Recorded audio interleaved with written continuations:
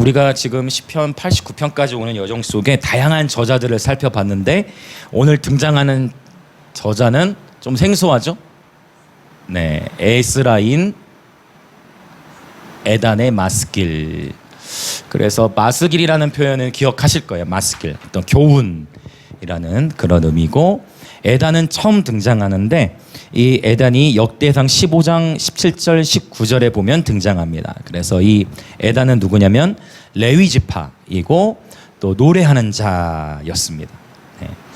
역대상 15장을 통해서 우리가 볼 수가 있어요. 자, 레위 지파이고 노래하는 자였던 이 에단, 그러니까 역대상 15장에 나오는 걸로 봤을 때 분명히 이 에단도 다윗의 장막, 다윗이 법궤를 위하여 쳤던 그 장막, 다윗이 왕위로 있을 때 약 34년에서 36년이라는 시간 동안 24시간 365일 찬양과 경배가 끊이지 않았습니다. 그리고 그 다윗의 장막이 세워져 있는 동안에는 이스라엘 백성이 단 한 번도 패배한 적이 없습니다. 성경에도 기록이 되어 있지만 역사적으로도 실제 다윗이 통치하던 그 시기 가운데에 국가적인 전쟁에서 단 한 번도 패배한 적이 없어요. 그 다윗의 장막이 세워져 있는 동안에. 네, 하나님께서 이 아모스 9장에 말씀하셨던 무너졌던 다윗 장막을 회복시키겠다라는 예언이 아모스 9장만이 아니라 사도행전 15장에서도 동일하게 예루살렘 공의회 때 사도들이 모인 회의에서 하나님께서 무너졌던 다윗의 장막을 다시 일으켜 세우실 것이다 라는 예언을 하고 있는 것을 보게 됩니다. 그래서 반드시 주님 재림하시기 전에 재림의 여러 징조들이 있지만 반드시 회복되고 세워져야 할 것이 뭐냐면 바로 무너졌던 다윗의 장막이 세워져야 되는 것입니다. 그리고 하나님은 이미 그 일을 온 세계와 열방 가운데에 시작하신 줄 믿습니다. 아멘. 이제 하나님께서 일으키신 이미 다윗의 장막의 회복을 일으키고 계시는데 우리가 그 하나님이 일으키시는 예배 부흥의 파도를 타야 하는 것입니다. 하나님은 그 일을 행하실 거거든요. 내가 그 부흥에 동참하느냐 못하느냐 그것이지, 하나님은 왜냐하면 그분의 약속의 말씀대로 일을 행하고 계신 줄 믿습니다.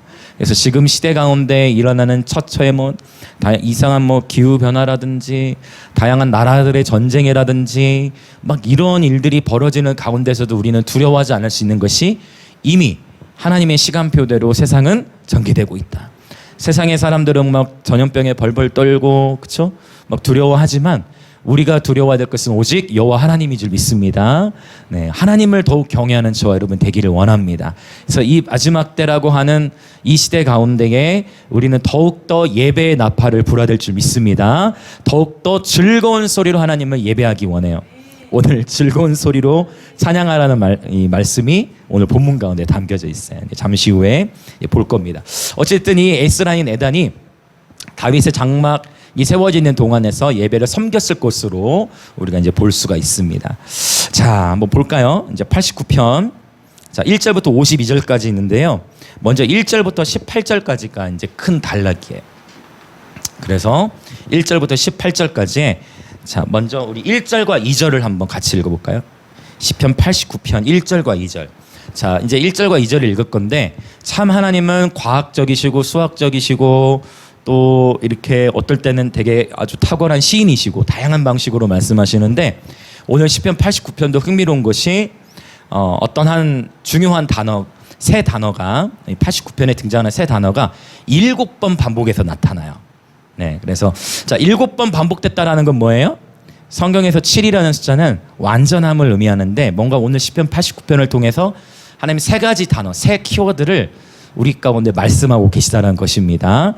자, 그럼 우리 먼저 89편 1절과 2절을 같이 읽어보겠습니다. 자, 시작. 내가 여호와의 인자하심을 영원히 노래하며 주의 성실하심을 내 입으로 대대에 알게 하리이다. 내가 말하기를 인자하심을 영원히 세우시며 주의 성실하심을 하늘에서 견고히 하시리라 하였나이다. 아멘. 그래서 1절부터 18절까지의 내용은 하나님의 인자하심과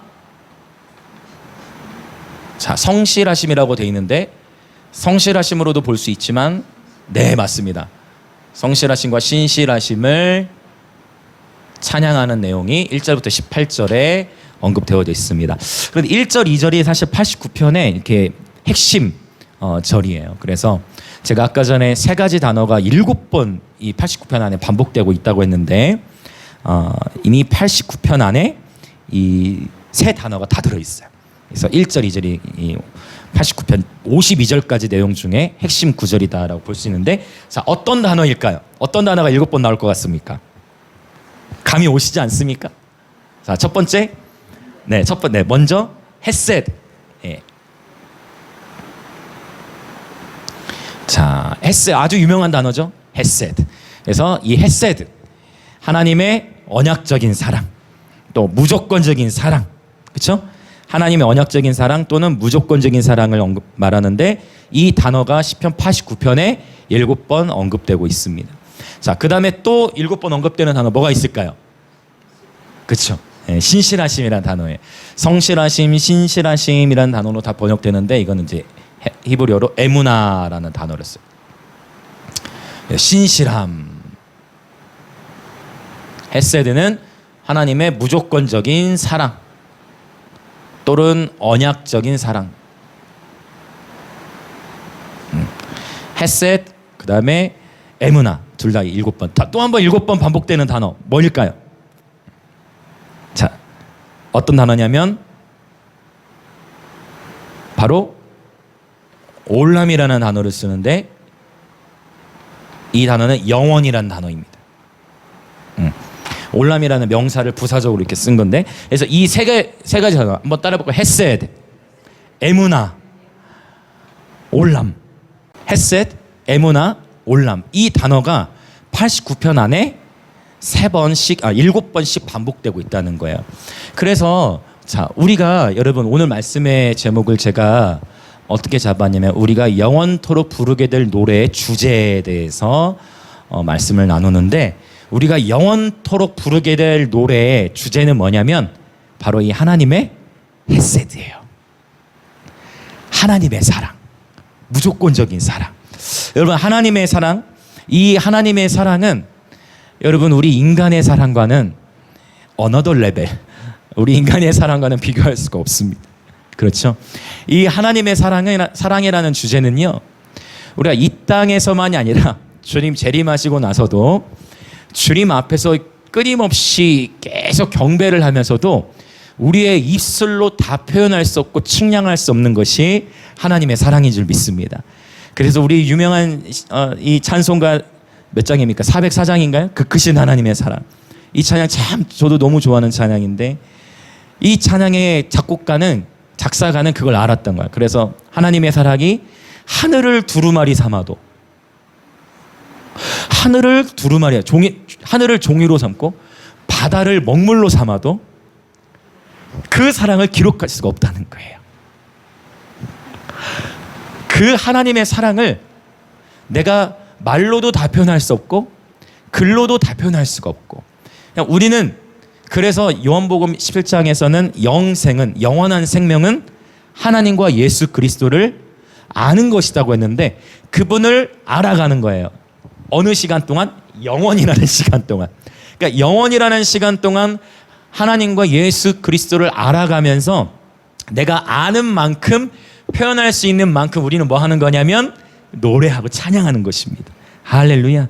그래서 여러분 축복합니다. 여러분 날마다 그분의 이 헤세드의 사랑, 그분의 이 하나님의 언약적인 사랑, 무조건적이신 사랑을 날마다 찬양하시길 축복합니다. 이 하나님은, 우리 인간은요, 우리는 조건적으로 사랑해. 우리 인간은 많은 경우 조건적으로 돼. 그러나 우리 하나님은 무조건적으로 저와 여러분을 사랑하십니다. 아멘. 우리 하나님은 저와 여러분이 실수를 하든 또 죄 가운데 거하든 우리 하나님은 저와 여러분을 무조건적으로 사랑하십니다. 아멘. 우리 주변에 계신 분들에게 한번 인사합시다. 하나님께서 당신을 무조건적으로 사랑하십니다. 아멘, 아멘, 아멘. 네, 바로 그분의 헤세드의 사랑. 그 다음에 한 가지 단어가 더 있어요. 네, 바로 에무나라는 단어. 신실하심이라는 뜻이에요. 신실함 또는 성실함인데, 우리 하나님은 언약에 신실하신 분이세요. 아멘. 우리 하나님은 언약에 신실하신 분이셔서 오늘 89편에 다윗 언약 이야기가 굉장히 많이 나와요. 52절까지 길어서 제가 다 읽지는 않겠지만 다윗과 언약 세우신 이야기가 굉장히 많이 언급돼요.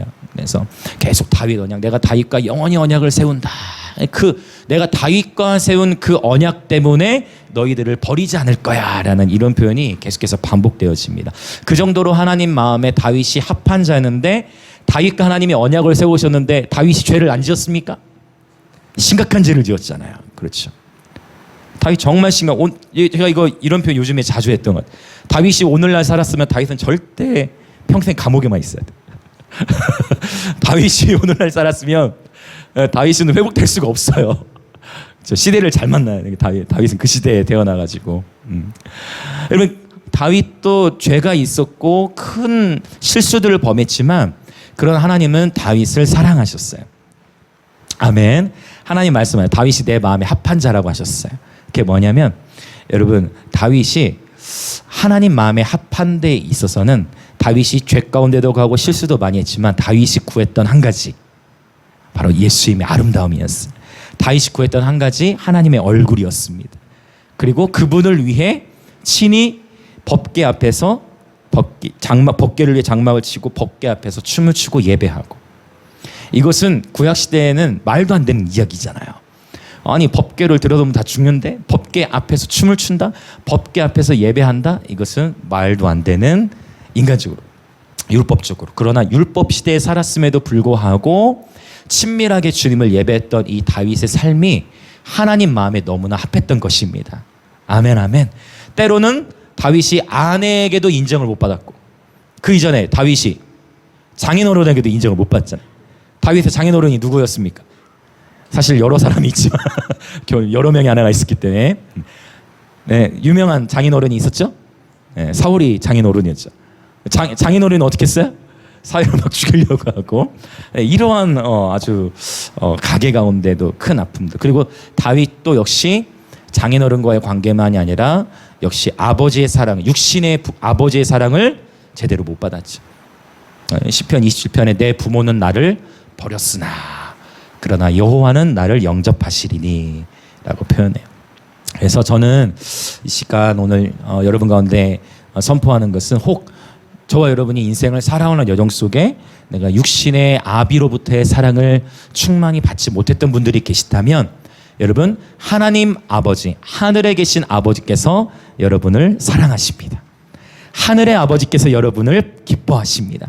하늘의 아버지께서 여러분을 기뻐하셔서, 여러분을 즐거워하셔서, 여러분을 바라보고 기뻐하신 나머지 너무나 기뻐서 춤을 추시는 분이십니다. 스바냐 3장 17절. 너의 하나님 여호와가 너의 가운데 계시며 너로 말미암아 기쁨을 이기지 못하시며, 여기서 이 표현, 기쁨을 이기지 못하다, 이 표현이 사실은 to spin around, 춤을 빙글빙글 돌면서 하나님도 춤을 추시는 분이세요. 하나님도 춤을 추시는데 그분 앞에서 체면을 차릴 필요가 없습니다. 더 많이 춤을 추며 주님 찬양하시기 축복합니다. 아멘. 할렐루야. 우리가 영원토록 부르게 될 노래 주제, 바로 하나님의 헷세대 사랑과 그분의 이 신실하심입니다. 그분은 언약에 신실하시다는 것이죠. 그래서 이러한 찬양의 내용이 1절부터 18절까지 나오는데, 자, 우리 한번 봅시다. 89편, 자, 9절부터 11절을 한번 읽어봅시다. 9절부터 11절. 자, 같이 읽겠습니다. 시작. 주께서 바다의 파도를 다스리시며 그 파도가 일어날 때에 잔잔하게 하시나이다. 주께서 라합을 죽임당한 자같이 깨트리시고 주의 원수를 주의 능력의 팔로 흩으셨나이다. 하늘이 주의 것이요 땅도 주의 것이라. 세계와 그 중에 충만한 것을 주께서 건설하셨나이다. 아멘. 창조주 하나님을 찬양하고 있는 예배자의 삶을 지금 볼 수가 있습니다. 그래서 예배팀은, 예배 인도자는 이러한 하나님의 말씀을 선포하는 것만으로도 그 회중 예배 가운데의 영적 분위기의 전환을 가져옵니다. 그래서 끊임없이 우리가 감정적으로만 예배하는 차원을 넘어서서, 그렇죠? 어떤 감정적으로 예배하는 차원을 넘어서서 하나님의 말씀을 따라 예배하는 저와 여러분이 되기를 원합니다.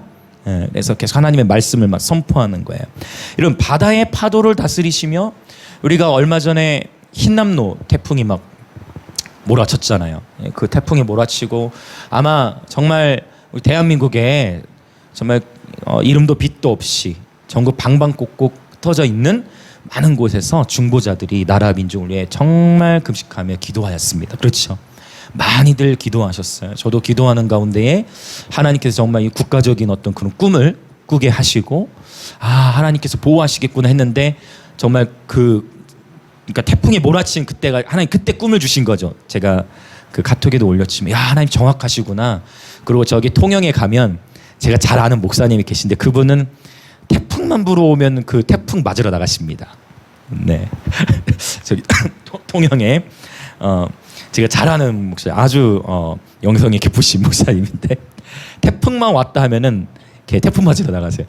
혹시 이번에도 나가실까? 보니까 이번에는 바닷가로 가시지는 않고 이번에는 옥상 위로 올라가셔서 태풍을 맞으며 기도를 하셨대요. 왜냐? 우리는 알잖아요, 영적으로. 물론 이 태풍이라는 것이 자연재해를 일으키지만 나훔서라든지 구약 성경의 수많은 표현들 가운데 여호와의 길은 회오리 바람과 폭풍 가운데 있으며, 그러니까 하나님이 오신다 이거. 그래서 그 하나님을 맞으러 태풍가에 다행히 건강하시고 오히려 영상을 찍어 놓으셨더라고. 힘남로가 왔는데 그거 그냥 지나갔다 이렇게 하면서 좀 위험할 수도 있을 것 같은데 다행히 바닷가로 가시진 않고 옥상 위에서 기도를 하셨다예요. 근데 어쨌든 흰남노가 왔는데, 그렇죠? 사실은 이런 표현하면 그렇지만 피해가 많았습니다. 그렇죠? 많은 피해들이 있었어요. 포항이라든지 이런 영역과는 많은 피해가 있었고 또 사상자들도 있었고 이런 안타까운 일들이 일어났는데 여기서 우리가 생겨지는 질문은 아니 하나님의 여호와의 길이 회오리 바람과 폭풍 가운데 있는데 어떻게 이러한 사망 사고들이 일어나는가? 또 우리가 이런 힘난노뿐만 아니라 이미 역사적으로 반복되어져 왔던 여러 다양한 노아의 홍수부터 해서, 그렇죠? 우리가 사실 인간적으로 생각해 보면 아니 하나님이 너무 잔인한 거 아니냐? 하나님이 어떻게 그런 일들을 행하시는 분이냐라고 생각할 수 있지만 일단 하나님의 말씀 속에서는 하나님은 우리가 이거 시편 29편입니까? 노아의 홍수 때 하나님께서 어떤 표현을 하셨죠? 이거 한번 찾아보고 할까요? 본문 접어 놓으시고 여러분 이런 부분 안에서 우리의 생각이 하나님의 말씀 안에서 다시금 정렬이 돼야 됩니다. 시편 29편 29편일 겁니다. 네, 29편 10절 29편 10절을 한번 읽어보겠습니다. 자, 이 진리의 말씀 여러분 다 취하십시오. 자, 같이 선포합니다. 시작. 여호와께서 홍수 때에 좌정하셨으며 여호와께서 영원하도록 왕으로 좌정하시도다. 여호와께서 홍수 때, 여기서 말하는 홍수 때의 좌정이라는 거, 홍수는 어떤 홍수를 말하겠어요?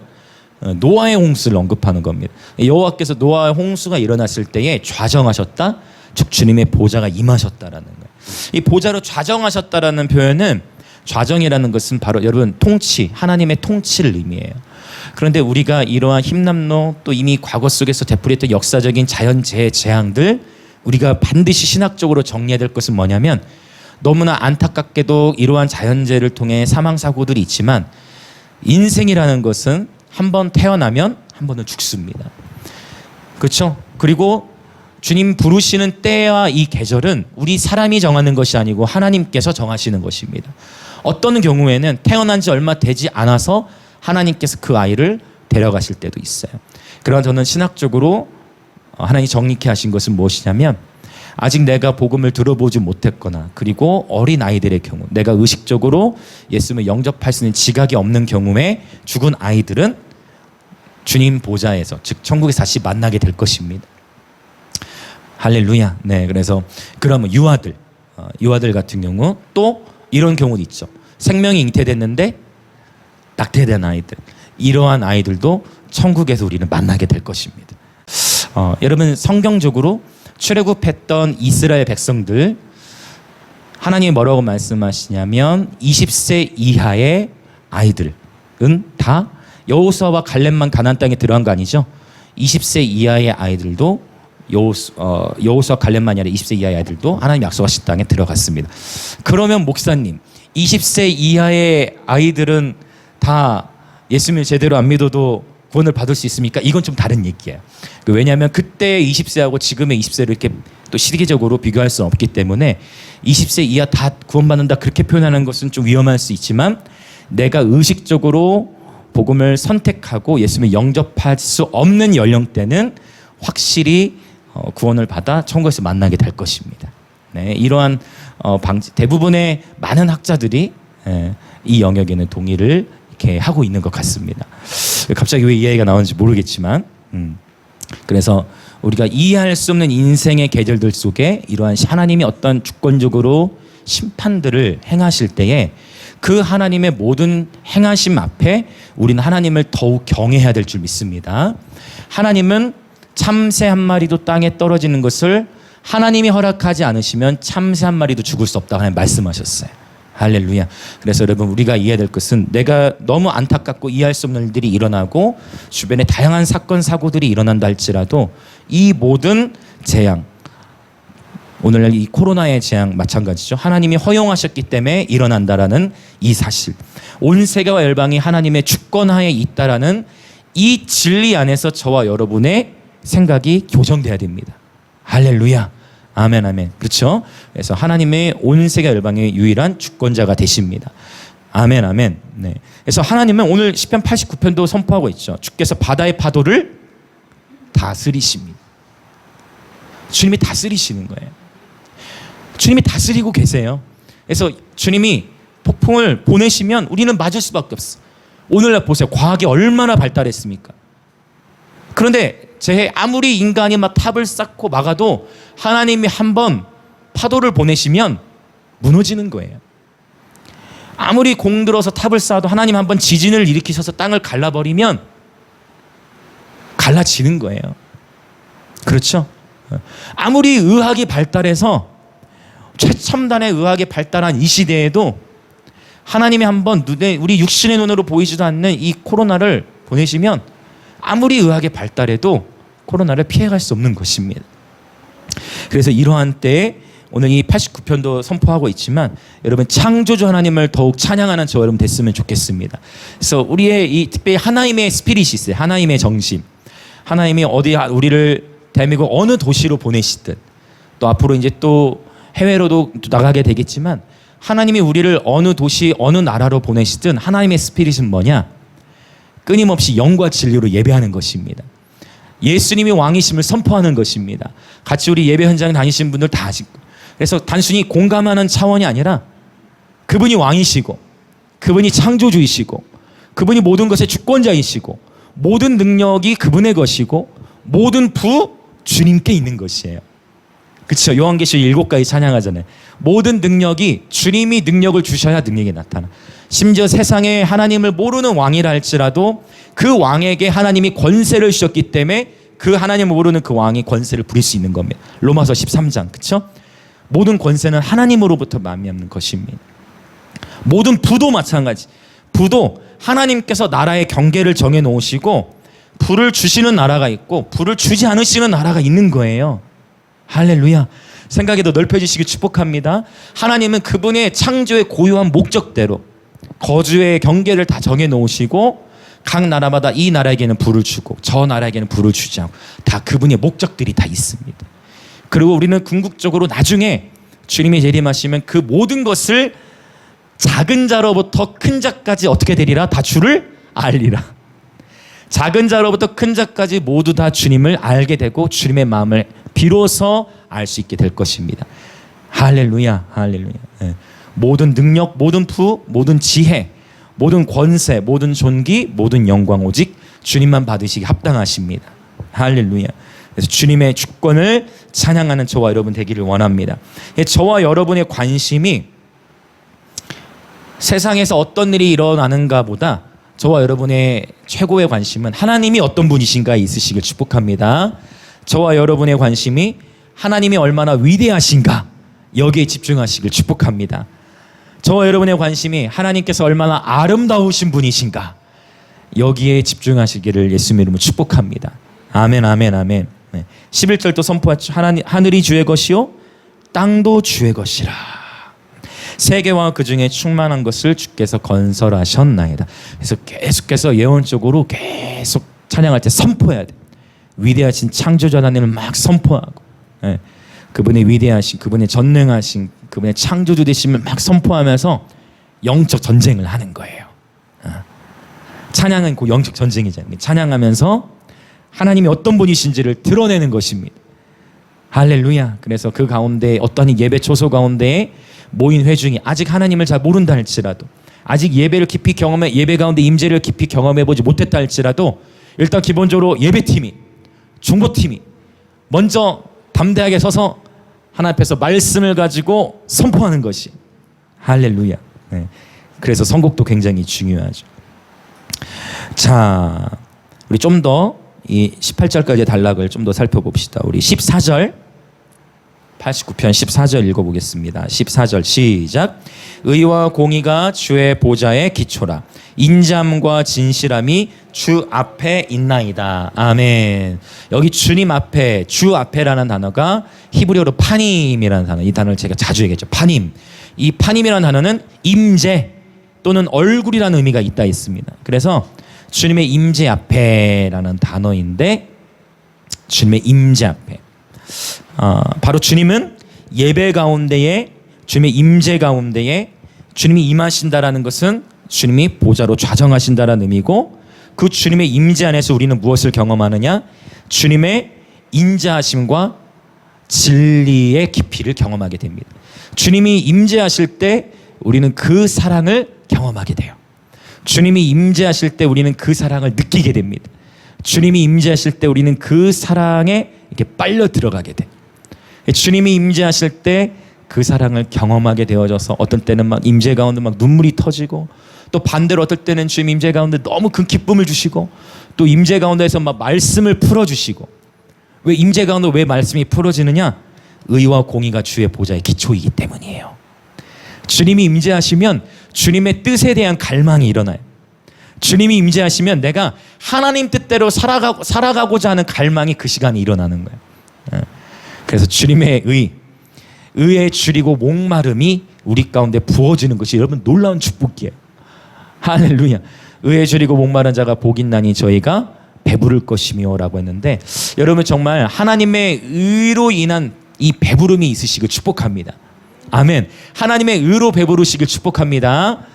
하나님의 의, 하나님의 뜻, 하나님의 세계. 주님이 임재하시면 그 임재 안에서 우리는 진리를 깨닫게 됩니다. 주님의 임재 안에서 주의 사랑을 경험하게 됩니다. 자, 이 15절 제가 참 많이 선포하는 그런 말씀인데, 우리 15절 같이 읽어보겠습니다. 시작. 즐겁게 소리칠 줄 아는 백성은 복이 있나니 여호와여 그들이 주의 얼굴빛 안에서 다니리로다. 아멘. 이번 여름에는 저희가 특별히 통합측 교회로 이렇게 많이 예배를 섬기러 간 것 같아요. 예, 통합측, 통합과 고신 하면은 어떤 예배 문화 안에서는 굉장히 이렇게 보수적이에요. 그래서 저도 통합 측으로 이렇게 통합이나 고신 측으로 강의를 간다든지 할 때는 주로 이제 옷을 좀 더 차려 입습니다. 그 문화와 그 교회 공동체의 격식에 맞게. 그런데 그럴 때 이제 예배, 이제 통합 측이나 보수적인 교단에 가서 예배를 할 때 이제 우리 막 시끄럽게 예배하잖아요. 이렇게 막 샤우팅 하잖아. 막 소리 지르고 막 우리 소리치라 하고 막 셀러브레이션 하고 막 이렇게 하잖아요. 그럴 때 제가 자주 선포하는 말씀, 찬양 중에 아마 들어보셨을 거예요. 이 15절 말씀을 자주 선포해요. 그래서 왜냐하면 교단과 어떤 그 교회의 예배 문화에 따라서 예배드리는 스타일은 다르겠지만, 그러나 진리는 동일하기 때문에. 그래서 실제로 제가 지금까지 그냥 20여 년 동안 계속 예배 생활을 해오면서 많이 봐요. 그래서 샤우팅을 할 때 가만히 계시고 이상하게 보시던 분들이 즐겁게 소리칠 줄 아는 백성은 복이 있나니 저희가 주의 얼굴빛 안에 다니리로다 하면 아멘이 터져나오면서 비로소 춤추기 시작하시더라고. 그러니까 어떤 의미인지 이해되시죠? 그러니까 진리를 따라 예배하는 것이 굉장히 중요해요. 그러니까 우리가 춤을 추는 이유, 우리가 뛰는 이유가 단순히 분위기 때문만이면은 이 축제 예배가 보편화되기 어려워요. 그러나 우리가 뛰는 예배 가운데 뛰는 이유, 평강의 하나님이 속히 사탄을 너희 발 아래 상하게 하시라. 뛰면서 단지 분위기 때문만이 아니라 우리 예배팀들은, 예배자들은 내가 뛸 때 우리를 괴롭히는 사단, 그렇죠? 사단의 근심과 걱정, 염려가 박살나는 것입니다. 아멘, 아멘. 그래서 이것을 먼저 알고서 축제하며 예배하는 예배팀을 통해, 예배자들의 무리를 통해 그 예배 현장에 함께하는 많은 다음 세대들이 모르고 이런 말씀의 원리 모른다 할지라도 그냥 분위기 때문에 이제 그들이 뛰다가 어떻게 된다? 뛰다가 이제 주님을 만나게 되는. 뛰면서 이제 마음이 열리게 되고 그렇죠? 이런 문화, 예배 문화. 그래서 이러한 축제 문화. 그래서 새로운 사람들 누가 오더라도 이렇게 축제하는 이러한 예배 문화가 계속해서 이 김해 땅에 풀어질 것을 예수님의 이름으로 선포합니다. 아멘. 그래서 여러분 기도해 주세요. 내년 이제 여름에는 우리 이 경상도 김해 땅에서 예배 캠프를 하려고 지금 기도하고 있어요. 네, 밀고 나가는 것입니다. 장소는 여기서는 안 되겠죠. 이제 장소를 김해 지역의 장소를 빌려서 예배 캠프를 시작하려고 합니다. 네, 함께 여러분 기도해 주십시오. 그래서 이 예배 캠프를 통해 김해 지역에서 왜 우리가 항상 서울로만 가야 됩니까? 그렇죠? 이 김해 지역에서 이 예배 캠프 이제 밀고 나가는 것입니다. 다음 세대들을 깨우고 그리고 마지막 저녁 같은 경우는 논스톱 워십. 논스톱 워십. 그게 뭐냐? 강사는 가더라도 우리는 예배를 멈추지 않는 거예요. 갈 때까지 가보자 이거지. 새벽까지 더 달리고. 지난번 울산에 갔는데 저 울산 한 200여 명 청소년들 같이 있을 때 이제 막 아이들이 마지막 때 같이 우리 팀이 있었는데 애들은 막 원해. 애들 막 원해. 더 하고 싶은 거야. 찬양을 더 하고 싶은 거야 애들이. 학생들이 더 하고 싶은데 교회 목사님들 다음날 주일이잖아요. 목사님들이 사인을 보내다. 쭉 둘러가지고 빨리 끝냈으면 하는 그래서 한국말 하라고 딱 사인 보내가지고 아시고 주일이 있으니까 이제 캠프 하게 되면 마지막 날 저녁에는 굳이 다음날 아침 일찍부터 예배 또 돌리지 말고 애들은 밤문화에 익숙해요. 애들은. 그래서 둘째 날 저녁에 논스톱 워십으로 갈 때까지 가보자 해가지고 완전히 예배로 쩔어버리는, 완전히 예배로 고아버리는 할렐루야. 그러한 캠프를 여러분 함께 기도해 주십시오. 내년 여름에는. 그래서 제가 지금 기도하고 함께 강사로 오실 분들을 빨리 컨택을 하려고 그래요. 그래서 지난번 울산에서 봤던 김보성 목사님 이런 분도 참 너무 좋으시더라고. 그래서 벌써 그분도 제 글에 막 좋아요 눌러주시고 서로 이렇게 연결들이 되고 있어요. 그래서 청소년 사역에 있어서 이제 탁월한 메신저 분들도 함께 오셔서 또 우리는 하나님 팀은 예배로 아주 그냥 끝나지 논스톱 워십으로 들어갈 수 있도록 계속 밀고 나가려고 해요. 그래서 함께 기도해 주십시오. 그래서 이러한 축제 예배, 여러분 우리 다음 세대들이 놀 수 있는 장이 열려야 됩니다. 우리 다음 세대 아이들이 예배가 지루한 것이 아니고 예배가 축제이고 예배가 가장 행복한 것이라는 것을 경험할 수 있도록 계속 보여줘야 돼요. 그래서 계속 밀고 나가요. 누군가는 밀고 나가야 돼. 여기 이 자리에 계신 분들 많이 그럴 거면 저도 그래요. 그러한 캠프를 통해서 평상시에는 그냥 놀고 먹고 그냥 지내다가 그런 캠프들을 경험하면서 하나님 사랑을 경험하고 그런 캠프들을 통해서 막 부르심을 받고 이런 일들이 이 김해 땅에서 풀어질지어다. 아멘. 우리 계속 여러분 함께 기도해 주십시오. 이 일은 혼자 살 수가 없어요. 우리가 함께 해야 돼. 함께 연합하며 준비해야 됩니다. 자, 그래서 이 15절 즐겁게 소리칠 줄 아는 백성이 복이 있나니. 아니 여러분 생각해 보세요. 즐겁게 소리치는 거하고 그들이 주의 얼굴빛 안에 다니리로다. 즐겁게 소리치는 거하고 하나님의 얼굴을 보면서 동행하는 거하고 어떻게 관계가 있냐는 거예요. 이거는 경험해야지 알 수 있어요. 할렐루야. 여러분 예배 가운데 즐겁게 소리치면서 찬양하는 방식이 뭐라고 했죠? 히브리어로? 기억하세요? 7가지 찬양의 특징들 제가 많이 강의했잖아요. 소리치는 찬양에 뭐가 있죠? 히브리어로? 기억 안 나시나요? 샤바흐. 샤바흐라고 했죠. 샤바흐. 소리치는 것이 곧 뭐가 된다? 찬양이 될 수 있다. 우리 아이들, 다음 세대들, 우리 어른들도 마찬가지죠. 여러분 학교 생활하면서 또 가정에서 또 얼마나 많이 스트레스에 눌려 있습니까? 자꾸 인풋되는 건 넘쳐나는데 아웃풋 이게 나가지를 못해. 그 스트레스를 감당이 안 되면 이제 더 아파지고 그런 거예요. 그래서 자꾸 아웃풋되도록 하나님 앞에서 샤우팅하고. 그래서 이 소리치는 가운데에 영적 돌파가 일어납니다. 여러분 샤우팅하면 많이 찬양하시기 축복합니다. 이 소리치는 찬양을 통해 우리 영혼 가운데 돌파가 일어나요. 아멘 아멘. 아멘 아멘. 제가 그런 얘기들을 종종 들어요. 아니 어떻게 하면 예배할 때 소리가 더 열릴까요? 어떻게 하면 호흡이 더 이렇게 풀어질까요? 어떻게 하면 더 이렇게 소리가 더 잘 나올 수 있을까요? 여러분 일단 질러야 돼요. 제가 말씀드렸잖아요. 산기도 우리는 먹을 것 때문에 우리 전도사님이 먹을 거 사주니까 이제 그 먹는 것 때문에 산기도를 갔는데 산에 갔는데 어떻게 돼요? 밤에 무섭잖아. 그러니까 무서워서 막 귀신 오는 것 같아. 기도하러 갔는데 막 귀신 오는 것 같아. 막 부스럭부스럭 소리 나고. 무서워서 소리 지른다 했잖아요. 무서워서 소리를 지르다가 이제 소리가 열리더라고. 그러니까 여러분 우리 특별히 하나님 목요 예배는 좀 시끄럽게 예배 드리잖아요. 더 많이 소리치시길 축복합니다. 더 많이 소리치시길 축복합니다. 본 교회에서 소리치기 어려우신 분들은 여기서 소리치세요. 여기는 마음껏 소리치시면 오히려 더 환영하는 문화입니다. 여러분 소리를 높이시면 여러분 더 환영합니다, 여러분. 아멘, 아멘. 네. 그래서 이런 소리가 풀어져야 돼. 다음 세대 가운데에 이러한 샤우팅, 이러한 축제 찬양 소리가 더 풀어질지어다. 아멘. 외침이 더 풀어져야 돼. 여리고 성벽이 무너졌던 것은 수백만의 이스라엘 백성들이 여리고성을 6일 동안 하루 한 바퀴 돌고 마지막 7째 날 7바퀴를 돌 때, 바로 그 마지막 바퀴에서 외칠 때 바로 그 여리고 성벽이 무너져 내렸던 것입니다. 그래서 여러분 기억하십시오. 이 샤우팅하는 이 찬양이 저와 여러분 안에 있는 모든 어둠의 결박으로부터 풀어주는 놀라운 영적 돌파를 가져온다는 것입니다. 그래서 소리가 열리면 호흡도 열려요. 그래서 저도 뭐 전공자가 아니기 때문에 소리가 열리면 호흡이 열리게 돼 있어. 그리고 호흡이 열리면 경배가 깊어져요. 그 호흡이 깊어질수록 새 노래 할 때도 호흡과 함께 들어가면 그 새 노래가 더 깊어지고 더 강하게 풀어질 수가 있습니다. 할렐루야. 아멘, 아멘. 자, 우리 봅시다. 이제 그러면 이제 18절까지의 단락을 받고 이제 19절부터 37절까지가 두 번째 단락이에요. 19절부터 37절에 보면 여기서는 하나님께서 다윗 언약을 다시 상기시키세요.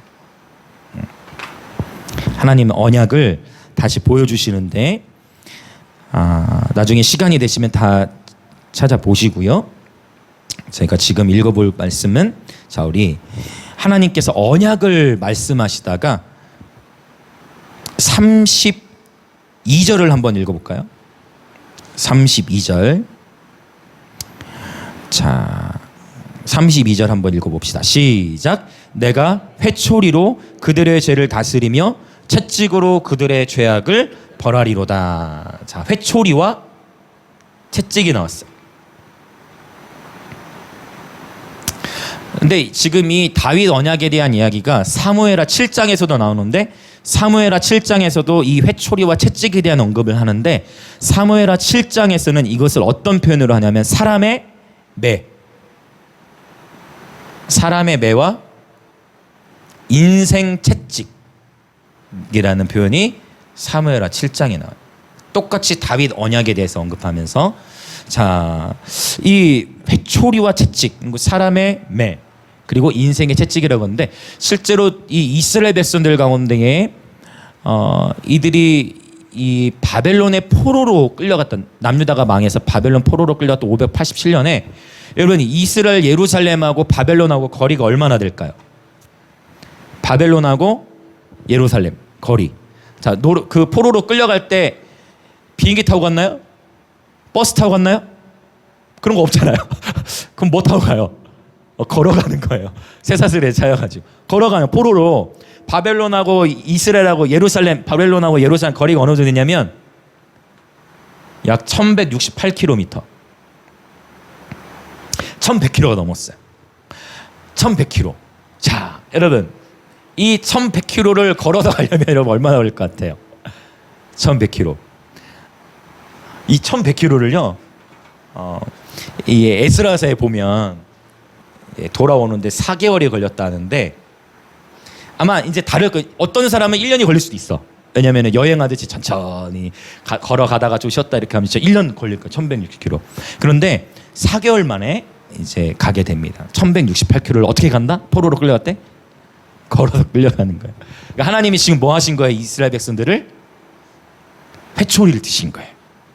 맞습니까? 남유다 백성들에게 회초리를 드셨어. 너희도 우상 섬기네? 너희도 하나님의 뜻대로 살아가지 않네? 내 법대로 살아가지 않네? 하고 어떻게 했다? 채찍을 가하셨어. 그리고 이러한 심판이 AD 70년에도 또 일어나죠. AD 70년에 로마에 의해서 또 이스라엘의 하나님이 채찍을 또 드시는 거야. 이때는 완전 예루살렘 또 불타버렸죠. 그런데 하나님은 자, 지금 우리 32절을 읽었죠. 자, 우리 33절을 한번 읽어볼까요? 33절과 34절. 우리 하나님 어떤 분이시냐? 바로 이런 분이세요. 자, 33절과 34절 시작. 그러나 나의 인자함을 그에게서 다 거두지는 아니하며 나의 성실함도 패하지 아니하며 내 언약을 깨트리지 아니하고 내 입술에서 낸 것은 변하지 아니하리로다. 아멘. 하나님은 다시 주제로 오는 거예요. 하나님의 이 사랑이라는 것은 너무나 커가지고 우리 인간은 나한테 함부로 하고 나한테 정말 불이익을 준 사람에 대해서 마음이 어려워지고 힘들어지는데 우리 하나님은 그러한 사람까지도 끝까지 그분이 택하신 자녀라면 끝까지 사랑하고 붙든다는 거예요. AD 70년에 분명히 망했는데 1948년에 다시 어떻게 돼요? 다시 이스라엘이 회복되는 거예요. 다시 건국되는 거예요. 아니 그분의 사랑이 끝난 게 아니었다는 거야. 70년에 끝났던 게 아니고 약 1900년 정도가 지난 이후에 다시 그 나라를 회복시키셔. 기적이죠. 할렐루야. 그래서 하나님의 사랑이에요. 그래서 하나님의 인자하심, 언약의 신실하심. 그분은 언약의 신실하신 분이십니다. 아멘. 저와 여러분의 삶에도 조금 힘든 일이 있고 어려운 일이 있다 할지라도 여러분 하나님 여러분을 향한 사랑, 하나님은 결코 여러분을 포기치 않으십니다. 한번 우리 옆에 분들 주변에 계신 인사합시다. 하나님은 결코 당신을 포기치 않으십니다. 아멘, 아멘, 아멘. 하나님은 결코 당신을 포기치 않으십니다. 아멘, 아멘, 할렐루야. 하나님은 결코 포기치 않으세요. 근데 하나님은 사랑하시기 때문에 사람의 매와 인생 채찍을 드십니다. 사람의 매라는 거는 여러분 인생 사랑은 하나님 어떻게 하시냐? 관계를 통해 훈련하시네. 관계, 사람, 인생의 수고, 무거운 짐. 여기에는 뭐 재정일 수도 있고, 그렇죠? 수많은 인생에 수고해야 되는 이런 사람의 매와 인생이 채찍과 같다. 인생을 통해서 하나님 우리를 연단하신다는 거예요. 그래서 이런 하나님의 말씀의 진리를 빨리 깨닫고 말씀대로 살아가는 자가 성숙한 사람이에요. 그러면 세월을 아낄 수가 있어요. 할렐루야. 하나님 말씀대로 살아갈수록 그것이 우리 인생에 더욱 유익이라는 것이죠. 그럼 어떠한 자에게 하나님이 회초리와 채찍을 드시느냐? 그게 30절 31절 같이 읽어봅니다. 시작. 만일 그의 자손이 내 법을 버리며 내 규례대로 행하지 아니하며 내 율례를 깨트리며 내 계명을 지키지 아니하면, 이때 하나님이 사랑하시기 때문에 뭐를 드신다? 인생 채찍과 사람의 매를 드신다. 여러분 사람의 매와 인생 채찍이 있는 것이 오히려 우리에게 축복인 줄 믿습니다. 히브리서에서는 뭐라고 표현해요? 이러한 하나님의 연단이 없으면 사생자라고 했어요. 하나님의 이러한 잘못을 했는데 오히려 그게 위험하다니까. 내가 하나님 앞에서 하나님 말씀대로 살아가지를 못했는데 내 삶에 아무런 일이 안 일어나? 그게 더 사실 위험한 거예요. 내가 하나님 말씀대로 살지 못할 때 하나님이 매를 대시고 채찍 대시는 것이 저와 여러분의 인생에 참된 축복인 줄 믿습니다. 참 인기 없는 메시지예요, 이런 거. 누가 이런 거 좋아했어, 그렇죠? 그러나 여러분 이것이 하나님의 진리예요. 고난이 내게 유익이라. 이로써 내가 주의 윤례를 배우게 되었나니. 제가 이제 고등학교 1학년 때 저희는 이제 교회가 컸기 때문에 교회 일이 많아요. 교회 청소 한번 하려고 해도 청소할 게 너무 많아. 예배당이 넓으니까. 그러면 그거 이제 다 막 청소하고 같이 하는데 한 번은 주일날이었어. 이제 주일 오후 예배까지 다 마치고 당시에는 저 스크린이 이제 지금은 다 자동이지만 그때는 수동이었어요. OHP 필름 아세요? OHP 필름은 어른들만 아실 건데 OHP 그때는 뭐 컴퓨터로 이렇게 하는 게 아니고 이렇게 필름, OHP 필름으로 상영하고 수동으로 다 설치하고 했는데 너무 짜증이 나는 거야, 속된 말로. 너무 짜증이 나는 거야. 하나님 앞에 교만했을 때 마음. 제가 그때 그 마음을 알죠. 나는 안 하고 내가 뭐 교회 일 다 하는 것 같고 막 짜증이 나는 거야. 혼자 속으로 말을 못하고 속으로 막 짜증이 나고 막 교만이 있어. 내가 이것까지 다 해야 되냐고, 내가 막 이것까지 다 해야 되냐고 막 하면서 속으로 말한 게 아니고 속으로 주일에 속으로 말한 것도 아니야.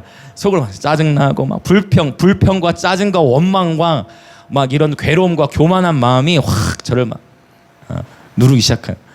나름대로 막 그 영향력도 있고 막 그 교회 일도 많이 하고 하는데 그때 그러한 짜증과 불평의 마음으로 스크린을 딱 하는데 잘 안 내려오더라고.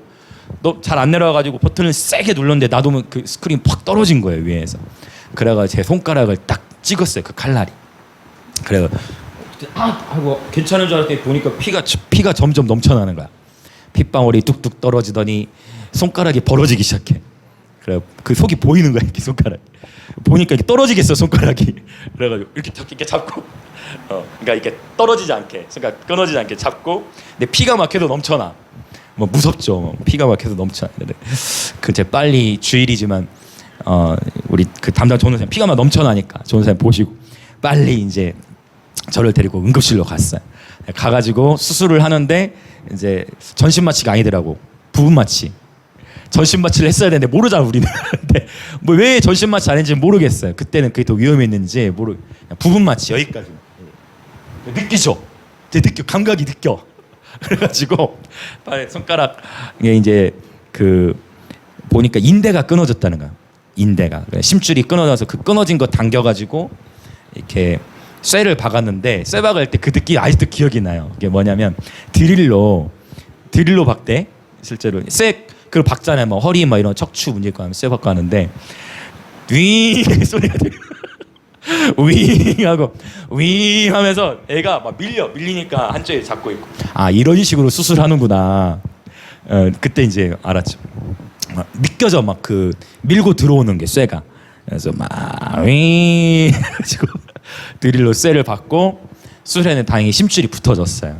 붙였는데 그때 이제 심줄이 잘 안 붙으니까 뭐 다른 데서 뭐 살점도 또 이렇게 떼서 하대요.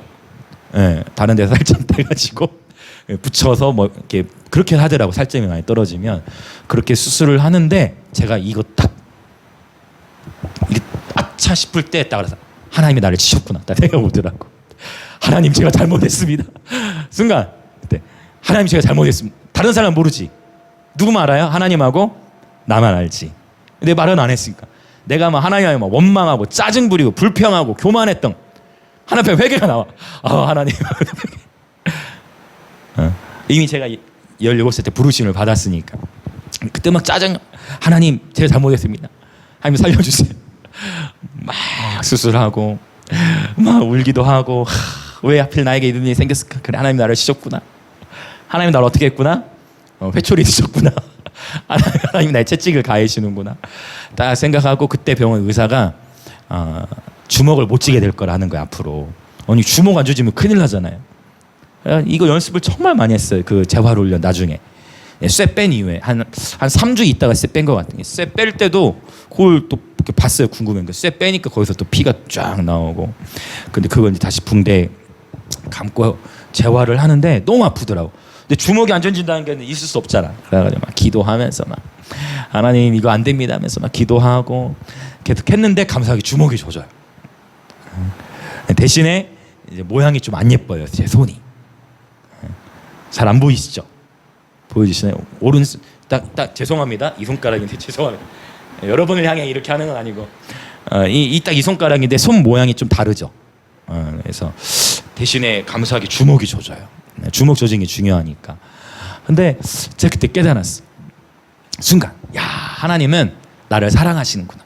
근데 그때 내 병원에 이제 입원해 수술하고 한 이틀간 입원했는데 저희 그 전도사님이 그만 했던 말이 기억나. 뭐라고 저한테 얘기하냐면 조야 산이 높을수록 골짜기가 깊다.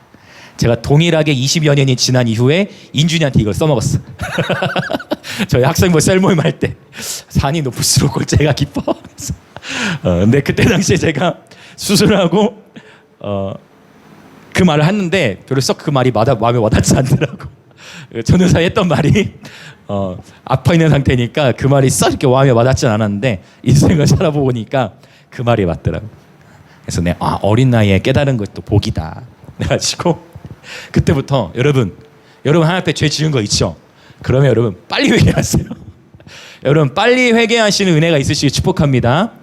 내가 뭐 실수했다면 그러나 여러분 그 하나님은 미쁘시다. 하나님은 너무 신실하셔서 우리가 언제든지 죄를 자백하면 주님이 용서하십니다. 그러니까 매를 맞고 회개하지 마시고 매 맞기 전에 빨리 회개를 해야 돼요. 할렐루야. 나 목사님 저 뭐 그 가볍게 여겨도 하나님이 뭐 이렇게 채찍 주시지 않던데요. 그게 위험하다니까요.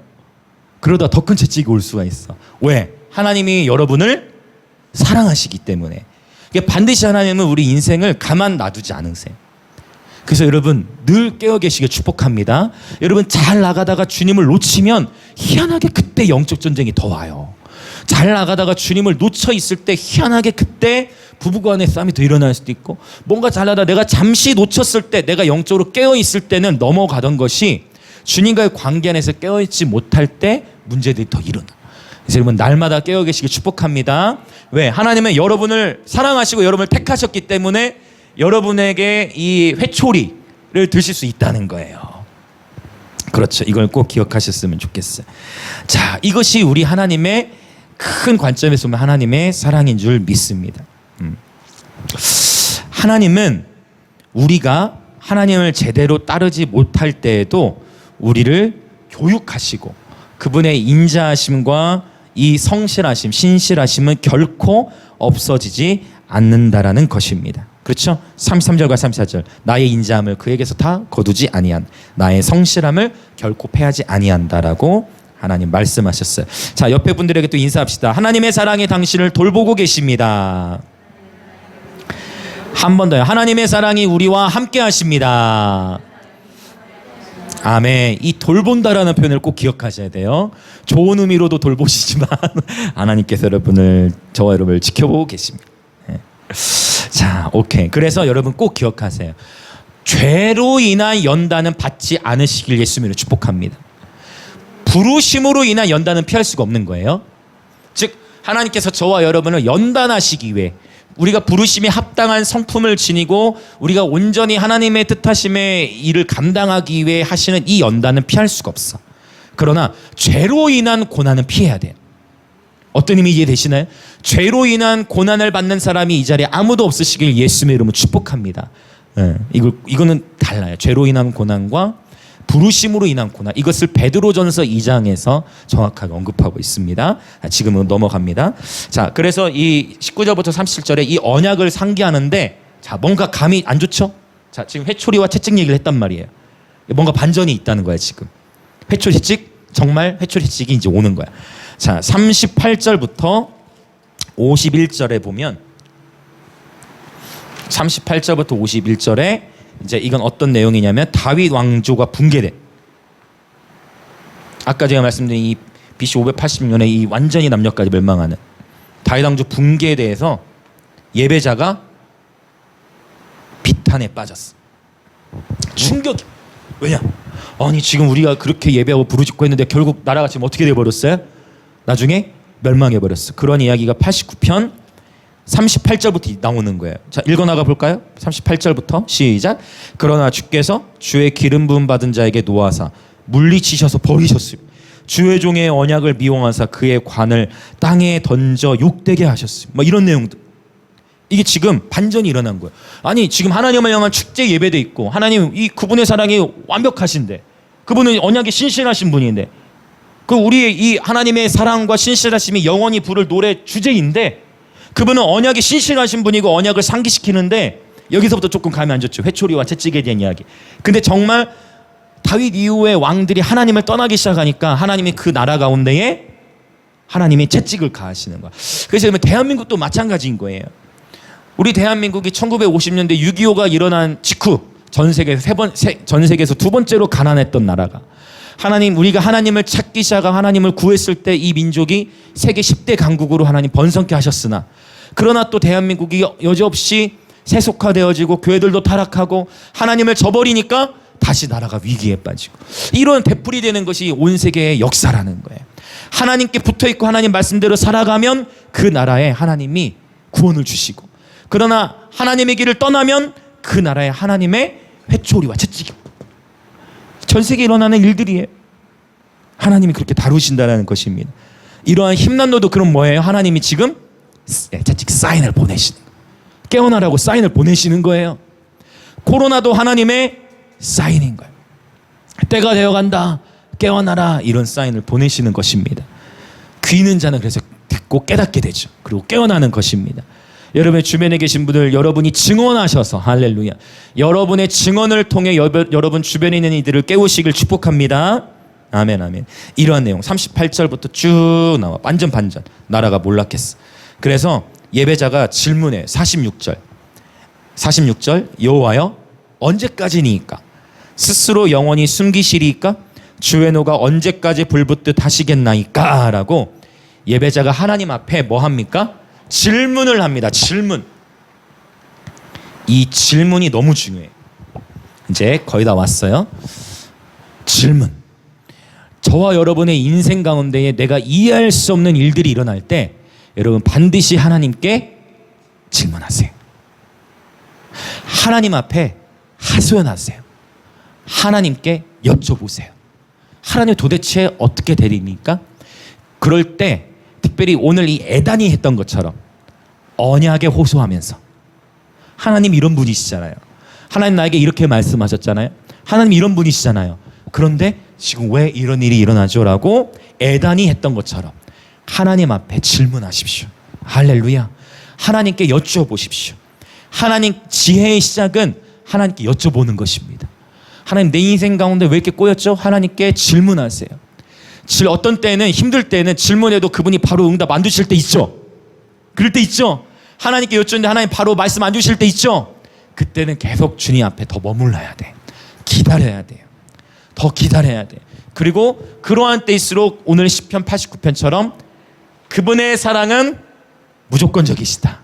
그분의 사랑은 신실하시다는 것을 기억하면서 하나님 앞에 계속 머물러야 됩니다. 그리고 내가 혹 무엇을 놓치진 않았는지, 하나님의 뜻을 내가 놓친 것은 없는지 우리 자신을 돌아보는 오늘 이 시대 가운데 필요한 것이 뭐냐면 바로 자아 성찰이에요. 자기를 부인함과 동시에, 그렇죠? 자기를 부인함과 동시에 나의 삶을 하나님의 말씀의 거울에 비춰봐야 하는 것입니다. 아멘 아멘. 하나님께 질문하는 거. 예배자가 하나님께 질문해요. 근데 사실 이 89편에서는요 그 질문에 대한 답으로 끝나는 게 아니고, 그렇죠? 질문만 해. 계속 또 언약의 호소에 49절 주여 주의 성실하심으로 다윗에게 맹세하신 그 전에 인자하심 어디에 있습니까? 라고 하나님 앞에 계속 질문, 살짝 좀 감정이 지금 격양돼 있는 거예요. 나라는 지금 멸망해버렸지. 비탄에 빠진 상태에서 예배자가 하나님 앞에 약간 격양된 감정 안에서 하나님께 질문하고 있는 것이에요. 근데 하나님은 어떠한 말씀 응답을 89편에서 주진 않으십니다. 그런데 에단은 뭐 하기로 결단하느냐. 이것이 오늘 마지막 52절. 자, 이 에단이 인생의 문제를 아직 해답을 얻은 게 아니에요. 그냥 질문했는데 아직 하나의 응답이 없어. 아직 하나님 응답하신 게 아니야. 근데 에단이 어떻게 하면서 오늘 89편을 마칩니까? 52절 읽고 이제 우리 기도합시다. 자, 52절 같이 선포할까요? 시작. 여호와를 영원히 찬송할지어다. 아멘 아멘. 이것이 우리 인생 같아요. 하나님이 우리가 여쭤보는 대로 모든 것을 다 대답해 주시면 좋겠는데 어떠한 영역은 참 바로바로 말씀해 주시는데 어떠한 영역은 아리송하기도 하고 어떠한 경우에는 일부러 의도적으로 하나님이 다 보이지 않으세요. 의도적으로 하나님이 다 보이시지 않아요. 그냥 한 걸음 한 걸음, 그렇죠? 주의 말씀은 내 발의 등이요 내 길의 빛이네. 내 발의 등이라는 게 뭐예요? 램프잖아요. 램프는 내가 어둠 가운데 램프를 켜면 밤중에 있는 모든 어둠이 다 가는 게 아니고 램프를 킨 그 앞에가 밝은 거예요. 이해되시죠? 그래서 그 램프 보고 따라가는 거지 저 멀리 쪽에 있는 어둠까지 다 없어지지는 않잖아요. 이게 하나님이 그렇게 인도. 그래서 오늘 또 내일 또 주의 말씀 붙들고 살아가는 거예요. 그 말씀이 내 발의 램프와 같으니까 이게 우리의 길을 열어주는 거예요. 할렐루야.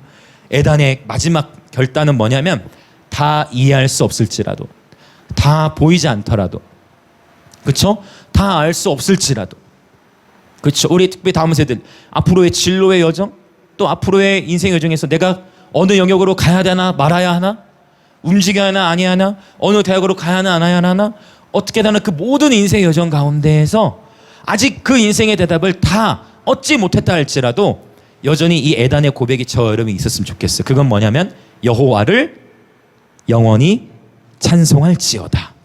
어떤 상황에서도 하나님을 영원히 찬양하기로 결단하는 예배자의 삶입니다.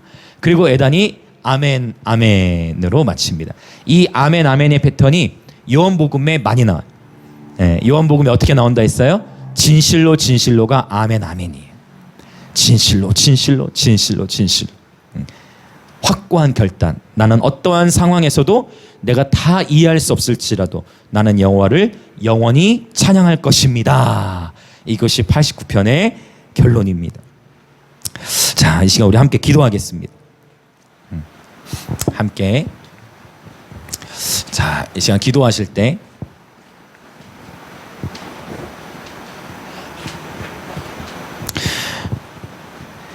지금 이 에단 예배자는 국가적인 위기의 상황 속에서도 여전히 하나님의 인자하심과 신실하심을 찬양하고 있습니다. 오히려 즐겁게 소리치기로 결단합니다.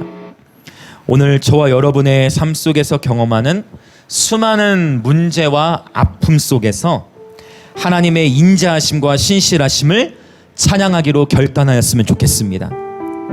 오히려 내 삶의 무게가 클수록 즐겁게 소리치며 예배할 때 우리는 어느새 주님의 얼굴빛 안에서 주님과 동행하고 있을 것입니다. 이 시간 그래서 같이 기도합니다. 주님, 내 삶 속에 경험하는 수많은 문제와 아픔 속에서도 또 때로는 내 인생의 삶의 여정 속에 다 이해할 수 없는 일들이 일어날 때에도 오늘 하나님께서 우리의 질문에 다 대답을 주지 않으셨을 때에도 나는 영원히 주님을 찬양하기로 결단합니다. 그렇게 우리 주여 한번 외치시며 통성으로 기도하며 나아가십시다. 주여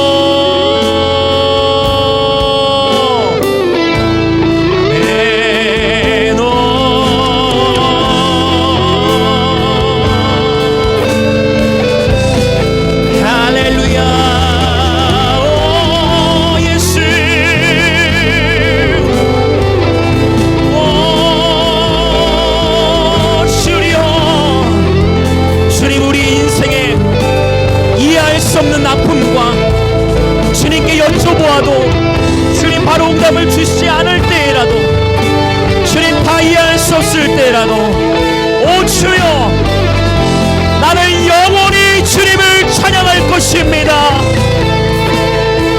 다 이해할 수 없는 아픔과 고통 속에 있을 때에도 나는 영원히 주를 노래할 것입니다. 주님의 사랑을 노래할 것입니다. 주님의 신실하심을 노래할 것입니다.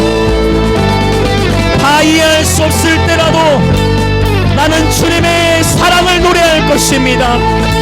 나는 주님의 신실하심을 노래할 것입니다. 할렐루야.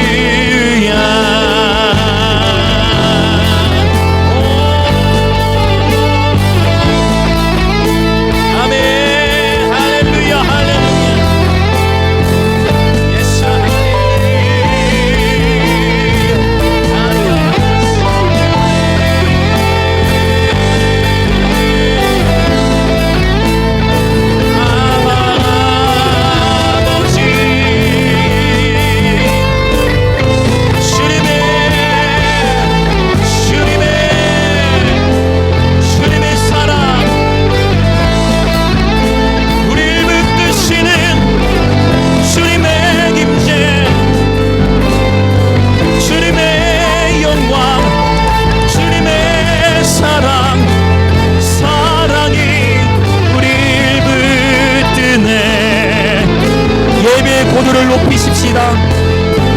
더욱 에단이 그랬던 것처럼 오히려 나라의 위기 상황 가운데에 예배자들이여 즐겁게 소리칠지어다. 여호와께서 행하실 일들을 기대하며 즐겁게 소리칠 줄 아는 백성이 복이 있나니 그들이 주의 얼굴빛 안에서 다니리로다.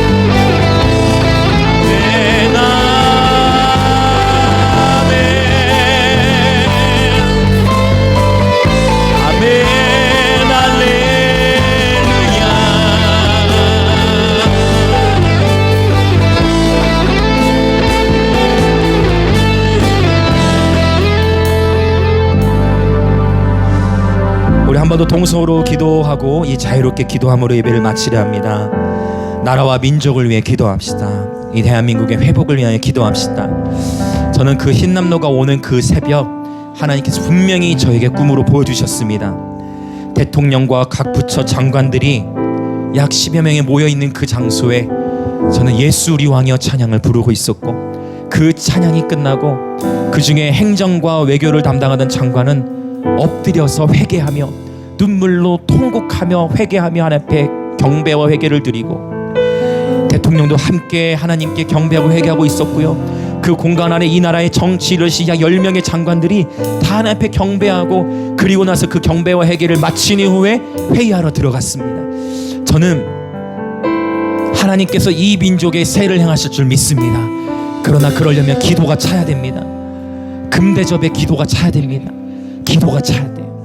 하나님은 지금 달인 보시는 것 같습니다. 여러분, 우리가 더 순수해집시다. 우리가 더 순수해져서 정말 나라 민족을 위해 다니엘처럼, 에스더처럼, 느헤미야처럼 하나님 우리를 부르신 자리에서 이 성벽을 파수하며 하나님 앞에 나라 민족을 위해 울부짖으며 우리 안에 먼저 거룩이 회복되어졌을 때 정치계의 거룩을 기도할 수 있는 것입니다. 내 안에 거룩함이 회복돼야 이 나라 민족의 정치와 경제의 거룩을 위해 기도할 수 있는 영적 권세가 주어지는 것입니다.